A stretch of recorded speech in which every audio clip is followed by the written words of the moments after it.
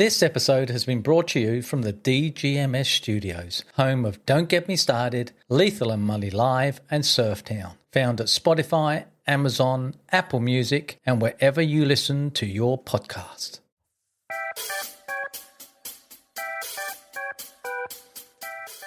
Welcome to Keith and Lee's Don't Get Me Started.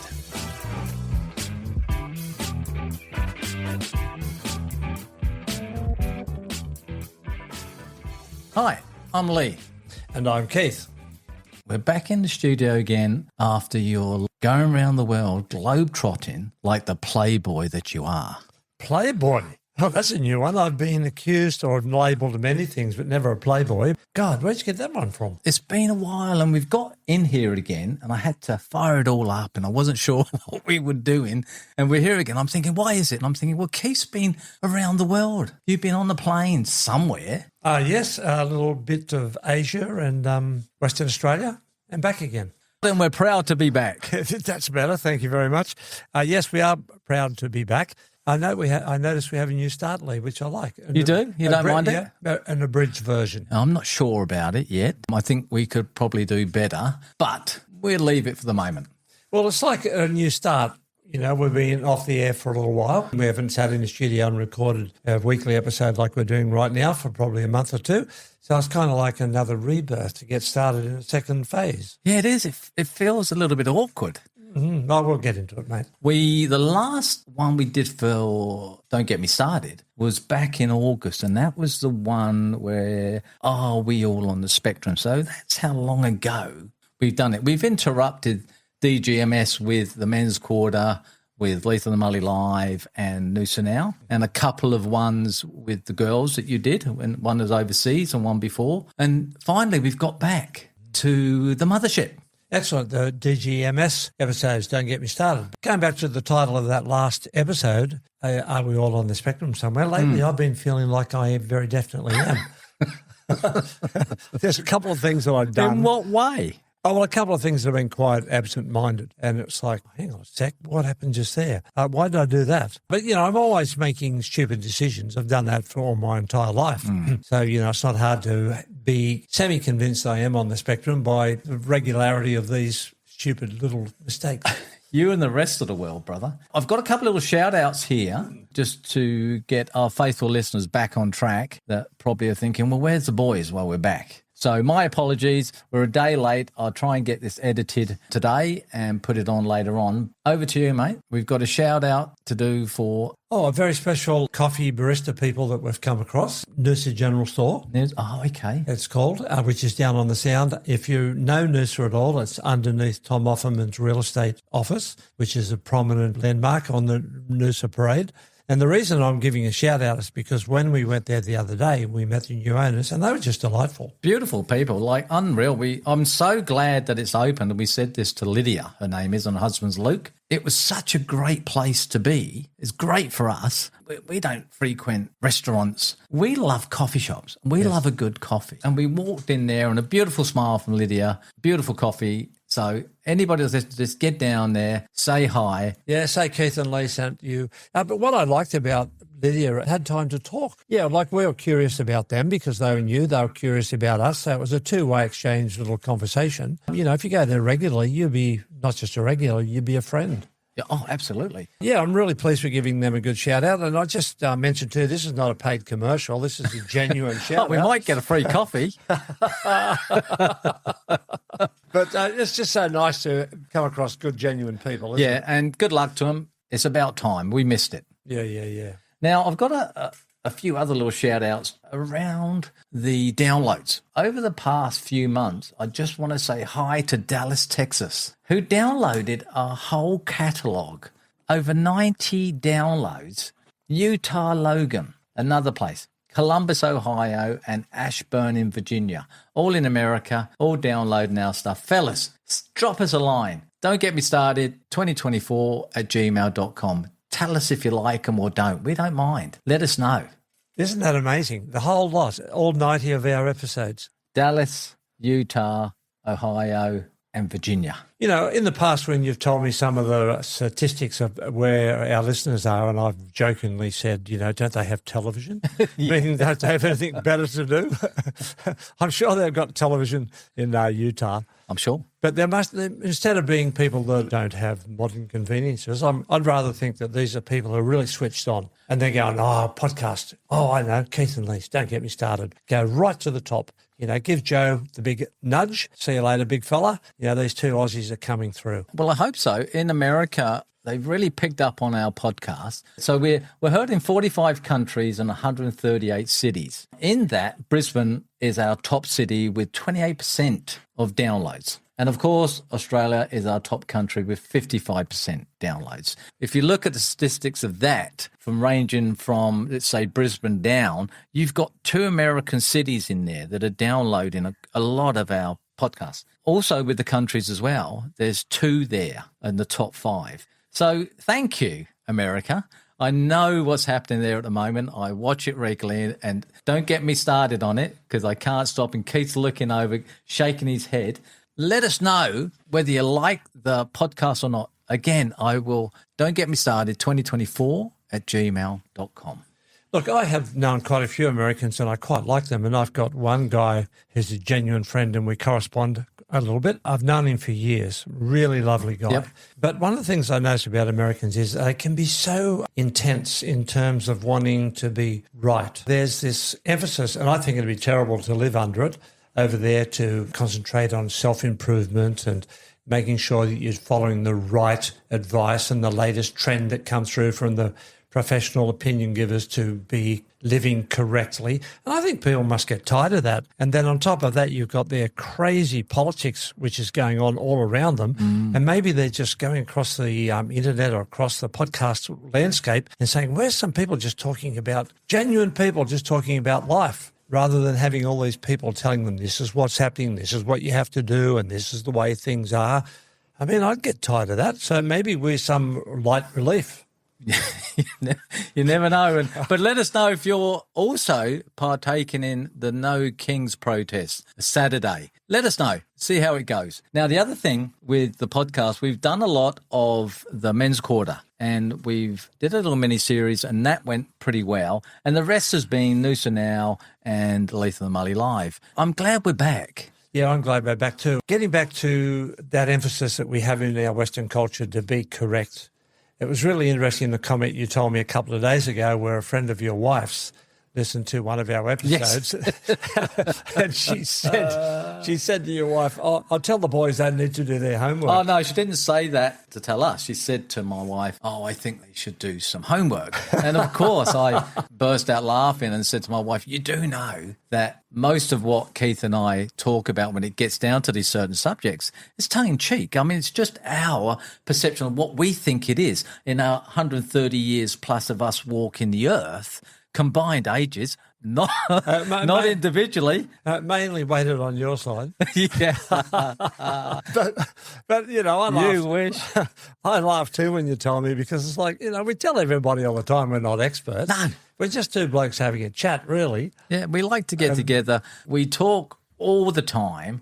And Keith comes up with some subjects, I come up with some, and we can't help ourselves. So before we know it, Keith, we're rambling on, as we normally do, and it's 10 minutes already gone. Well, one of the things that blew me out about that comment about we should do our homework is why ruin the fun? Then we might sound like we might know what we're talking about. I know. And that would ruin everything. It's like I've got a little bit of OCD.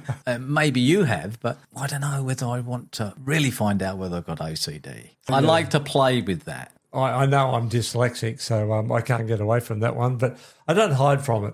No. Well, I can't because, you know, I make so many stupid bloody mistakes.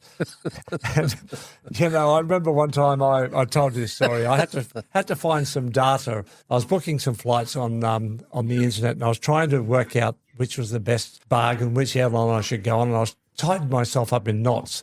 And a friend came along and he said, what are you doing? And I told him, and what's your problem? You've been there for like 15 minutes. And I told him what I was seeking to do. And he went, and he sat down, he went, boom, boom, boom, boom. And he had it solved in literally under a minute. And he looked at me and he said, dude, how do you get through the day? And it's like, well, I've got about 5 answers to that. But those type of little sort of situations, my life's just riddled with them, still is. And I'd just like to say, Keith, I'm very proud. This is our 91st episode. Isn't that amazing? Now, I remember talking to you 18 months ago when we first started, and we said, we've got to do 3. The podcast industry said, when you start up, you've got to drop 3 episodes. And we did, I think, 4 episodes. We dropped 3, and I'm thinking, wow, we've dropped 3. 91 now. Yeah, wow. Well, it's blown me away. So this is our 91st, which means... 91st. Which means, of course, we're approaching the ton. We are, and you've done more because you do Serve Town, the podcast. You're not far off 50 of those. Ooh. So Ooh. Who would have thought? Who would have thought indeed? Anyway, I've got a good topic for this one. I know, and I love it. Well, the topic is, and I've officially written it out. You have? Yes. Is it always wise to follow your heart? Don't you think that's a good topic? Oh, because we hear so much about that these days, isn't it? Life's too short. Follow your heart. Do what you want to do. Don't be forced into a box. I thought it was, and I'm probably wrong, but we crossed over somewhere. What do you follow, your head or your heart? Well, that's all part of it. Well, see, there you go. Let's start with that question. What do you follow, your head or your heart? Well, speaking from an older man now, it would be the head, obviously. But being a young man, it was the heart. And it's trying to combine the two together. And I've been thinking about it when you first mentioned it. And I don't know whether you can combine the two in one to make a decision. So, from your head is logical, from your heart is emotional. I don't know. They're saying it's best to use, but as they offer different strengths for decision making, relying on your head provides, like I said, logical, rational and practical solutions, while following your heart can lead to a more authentic and emotional, meaningful choices. The ideal approach is to find a balance and integrate both perspectives for a more complete understanding of a situation. Can you do that? Well, I don't know. See, a lot of it depends on circumstances, doesn't it? Because you hear of people saying, I have to follow my heart. I've decided to do it.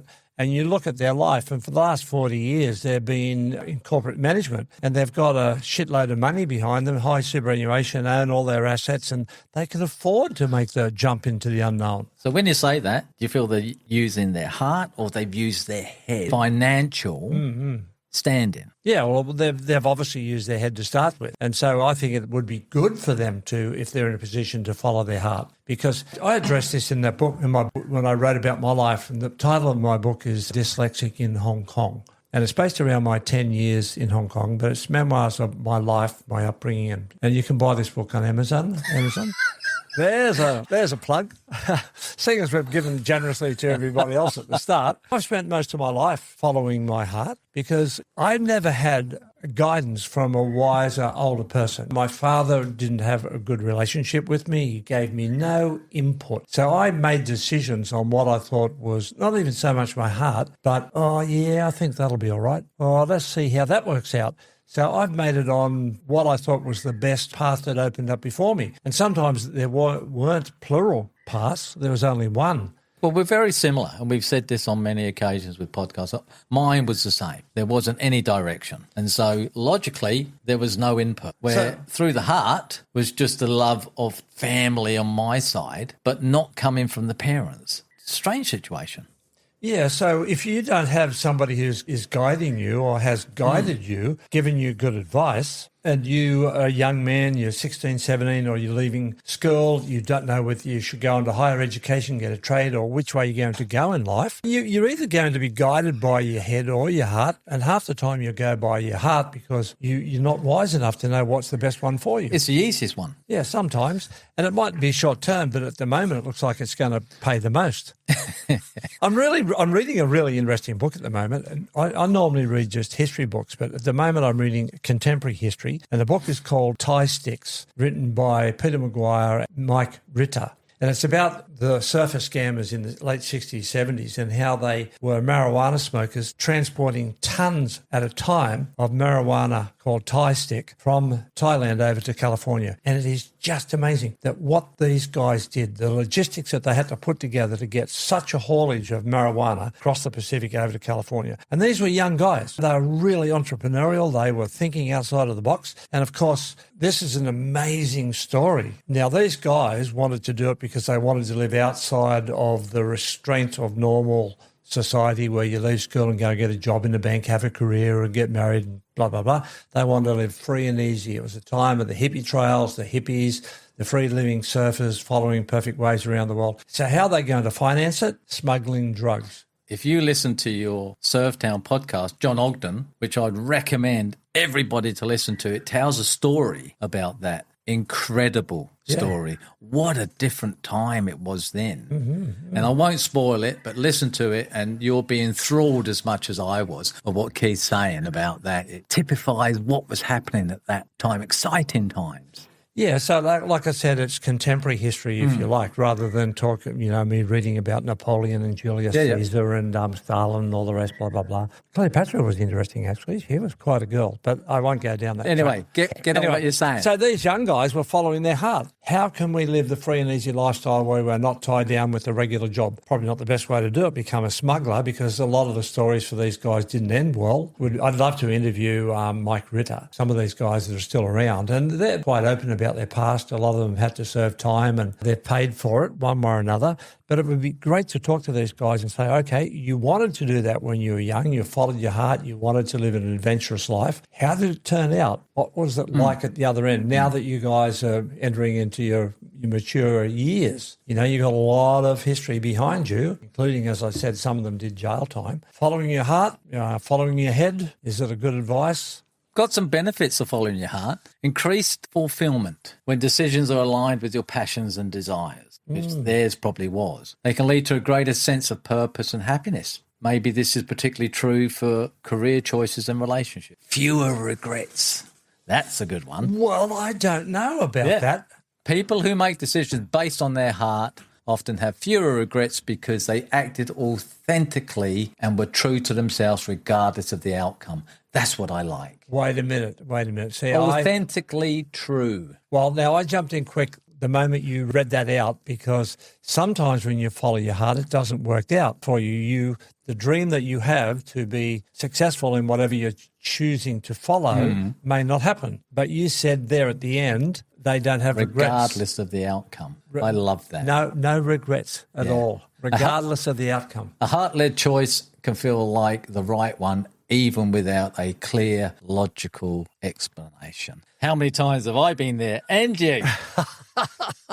The heart is such a beautiful thing. Holds a lot. How many times in your life have you followed your heart? Percentage-wise? Yeah. Probably 70%. Really?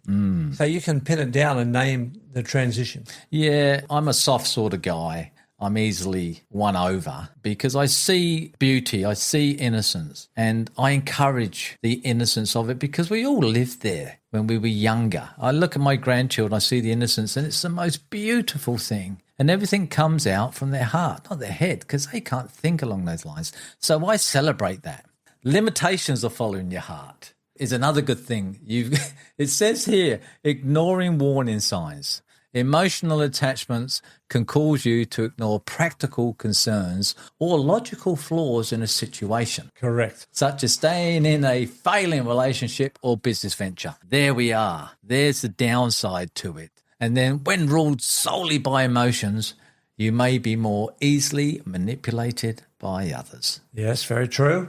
And the final one, making a quick decision based on a good feeling can lead to mistakes, especially when the decision is driven by immediate gratification or strong or temporary emotions. Very good. So they're all the downside of the heart, which we've all done. The head is another matter, and I'll get onto that later. You're going to read something from the book you were saying. Well, yeah, but before I do, I was just thinking how true what you were saying. Also, I said to you just a little while ago, how many times have you been ruled by your heart? And you said many times. And Many times. And I've thought about my life, and I think I've only been ruled by my heart once, and which worked out really good. And I've only made a very serious conscious decision according to my head, and it didn't work out very well at all. So I don't know what that says. I think everybody's life's obviously different. See, this is the big thing I think that we all struggle with, isn't it, with our lives? Which way should we go? Should we be swayed by what we think is going to be soulful, satisfying to me, or whether I should go down the sensible road? And the reason I have it in my book is because I've spent most of my life trying to find a path ahead, not having been guided by my father into a direction or an occupation that's to do with my strengths and attributes. So I've had to find my way forward. You know, you and I have talked about this because we're both similar. And as a result of that, as a young man, I've made a lot of wrong decisions and ended up going down many paths that were dead ends. And some of those paths were very, very long. So I've spent a lot of time trying to work out where I can find a clear, meaningful path ahead for myself. And Logically.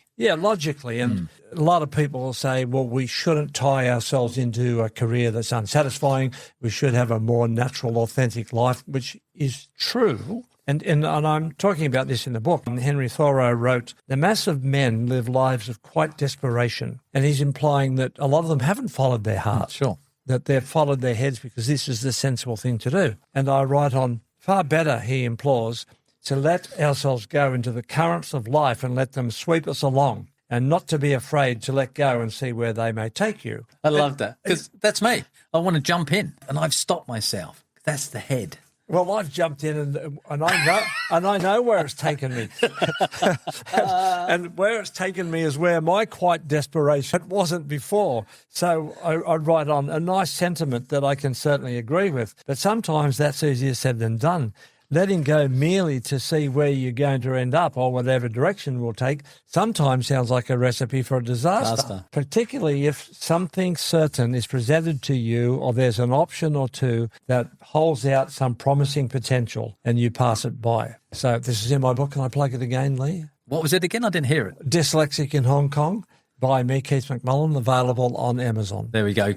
Can you just one more time? I didn't get the last bit. Oh, you're taking him by the cover, aren't you? I am. I like it. I like the colour. It's subdued. Yeah. Purple tinge and the colour of... With the gold writing. Yeah, Dyslexic in Hong Kong by Keith McMullen, found on Amazon. Not a bad read. And I've got a couple of short stories at the back too. Race out and get it. Written by our famous Russian surfer, writer. Oh, Vladimir. Who doesn't love Vladimir? But back to the topic at hand. Okay, so benefits of following your head. So following your head relies on logic, data, and critical thinking, which can be vital for complex decisions, which was never my forte. You have a reduced risk. A logical approach allows you to weigh the pros and cons and consider potential negative consequences. For major financial decisions like buying a house or planning retirement, using your head can lead to a more secure outcome. I would rather have a holiday in Baghdad or put a fork in my eye to be that type of person because your life's over so quick. So you're thinking about retirement from an early age. I never could. Rationality. Thinking with your head helps you evaluate situations objectively and make decisions based on facts rather than potentially fleeting emotions. I'm okay with that too. I think that's a good thing. The last one is long-term strategy. In professional or business settings, a head-first approach can prevent clouded judgment and lead to a greater long-term success. Now, how does all that fit with you, Keith? Does it fit nicely into your folder? Or you go, no, thanks, and throw it in the bin? I wouldn't throw it in the bin. You're going to take some of those? Yeah, well, you have to. See, this is the thing about this question is that there's no right or wrong answer about it. Really, it's you have to follow your heart and also you have to follow your head. So, I'm listening to all of that and all I can do is concur wholeheartedly. Limitations of following your head. This is a good one. Getting lost in too much information, it can make it difficult to be decisive. That's me. Because you know what I'm like, Keith? I love all information. And I do get lost in too much. And you get sidetracked too. and I have to grab you from going down another avenue to bring you back to where you first started. Well, it's not my fault. I mean, just I like to read in themes, and at the moment I've got this strong stream that I'm reading. And I saw a book yesterday about Kosciuszko, the explorer who was involved in the American Civil War. And, of course, Australia's tallest mountain is named after him. Now, this guy's got nothing to do with what I'm looking at the moment, but I couldn't help it. So I've got the book and I've started reading it. I have to throw it away because I'm already reading another book at the moment. And it's like, oh, my God, you know. Yeah, actually, I'll tell you, I'm glad that my wife doesn't listen to these podcasts because I've snuck 3 new books into the house in the last couple of weeks. She'll never find out, mate. They say she never listens. Oh, she did. She found one. I told you no more books. With your mounds of books, how did she find that one? Oh, it stood out. Incredible. Actually, what I have to do with the latest ones, when I put them on my desk, I turn them upside down so she can't see the cover. This is one which everybody would know about. Missing opportunities. Constantly focusing on risk and security can cause you to miss spontaneous opportunities for growth and passion. Now, if there's anything that's a downside to following your head, it's that one for me. To miss opportunities for growth and my favourite word, passion. You got to have passion in all areas of your life. You can tell people that's got passion. You can just tell in their faces or they're tapping their leg and they want to. But like you, Keith, with your books. You come in every time, you're going like, oh, reading this book and I'm so turned on by that. And you have passion for it. The last one, emotional disconnection. A purely rational approach may lack the empathy and warmth needed to build and sustain strong relationships. Yes.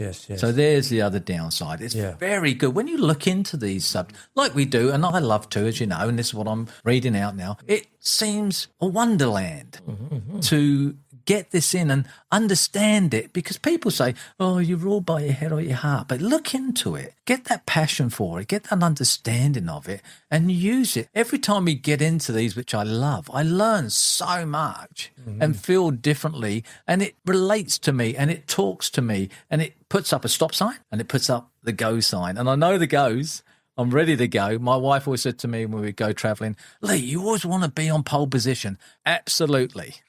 I do. Well, you're on pole position for this topic because you have done your homework. Look at all the information that you're reading out there. I just love that. So if that person who suggests that we need to do the homework. Well, we've done it, baby. We've done it. Listen to Lee. I've done mine too. I've rolled out a quote from my book.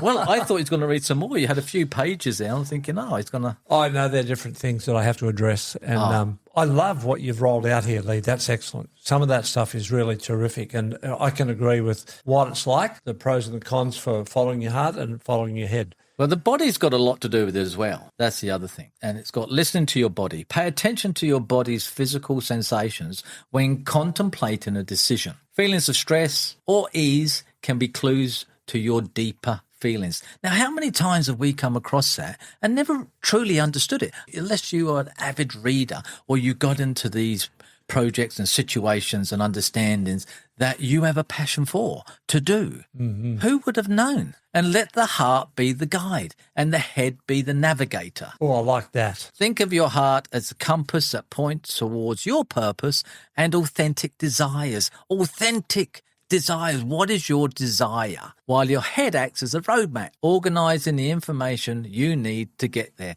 Sign me up. I want some of that. Well, it sounds like it. So I'm looking at the question that we started with here. Is it always wise to follow your heart? And you're answering it with a very resounding yes. Absolutely. 70% of my life, I've gone with my heart. I was going to say you're about a 75% guy, where I'd probably, I don't know, I couldn't answer that. But I was thinking, as we're talking, Lee, I think most people have actually had occasions where they've made decisions by their heart and also by their head. Yeah, but it's the understanding of it. And it's also about the body too, and about understanding what happens and how it translates to decision making, not only from your heart, but from your head. I always talk about that one still voice in me that I listen to with all the noise that's around today, or you're looking into your phone or the screens or TV. I listen to this one still voice. It's a hum, as I've said before, and I could not live without it. Now, whether that's my heart or whether that's my head, I couldn't tell you. You know, I've come to realise over the last few years there's a lot of credence in that advice. I'm going to sleep on it. because a number of times that I've had clarity early in the morning, just before I wake up, I don't know how this happens, but the thought will come to me, this is what I should do. I might be trying to make a decision the previous day or just a little bit prior to that night's sleep, but the answer will come to me very clearly in the morning. And it actually happened this morning over a decision I'm making. And it's like, that's the thing that you should do. Yeah, you just know, don't you? Yeah, so that still small voice that you're talking about is in you. And if you listen, it will guide you. If you have not even a relationship with it, but if you accept a knowing of it is the main thing. Where a lot of people were saying about the head and the heart, they don't really understand what's involved. They just think, oh, well, it's emotional or it's logical. There's so much more to it is what I've been reading out. And it expands life. You've got to live life. You have to enjoy life. You have to take examples of, we were on the wake-up list this morning, Keith. Mm-hmm. So, yes. And we're living this day that's never been lived before. We're doing a podcast that didn't exist until 35 minutes ago. Are we up to 35 minutes? Up to 35 minutes. We're nearly at the end. Well, I have a question for you. Go on, go. Well, you mentioned during our discussion, our chat today, that you would rather be poked in the eye or have a holiday in Baghdad. Now, poking in the eye I can understand, but why wouldn't you want to go to Baghdad? It's just an old UK saying where the Iraqi war was on. They go, I'd rather have a holiday in Baghdad. So the English people are anti-Iraqi. Yeah, well, it's like... Well, that's racism. No, not so much that. It's just that whole... It's like, I can't mention it on this podcast. I told you about, I would rather bleep attached to a grenade than go there. I love those little things that pop up. And because it's so real, we can associate, or I can associate myself with it because I have those feelings. And then, like you say, the feelings come from the head or the heart. I think just keep the passion, stoke the passion, fire the passion, have a smile on your face, stand 6 feet tall if you're 6 feet tall, stand 6'7" tall, enjoy it, welcome it. Am I led by the heart? Absolutely. Well, I'd like to lead you to a holiday in Baghdad. You know Babylon was there, don't you? The original name of, Babylon. Yeah, there's a lot of questions over that, where it was, and was it actually a wonder of the world with hanging gardens? But yeah, that's where it was. Babylon. It was, part of it would still be there. You're babbling on, mate. Keith, it's been fun having you back, mate. It's like we're revisiting an old friend. Next week, we'll be back on pole position, getting the podcast out on time. I never thought I'd say this. It's been a long time. Keith, I'll leave you the last word. Thanks, Lee. And you know that I really struggle having the last word. I feel so inadequate. I can tell. But anyway, it has been good to be back behind the microphone because we have a sense that we're talking to all of you, our dear listeners, and we just love you heaps. And as Lee said, please contact us. You're all across the globe, and we're just thrilled to be a part of your lives. So until next time, share, love, subscribe, and look after each other. Hooroo. Thanks for listening to this episode of Don't Get Me Started with Keith and Lee.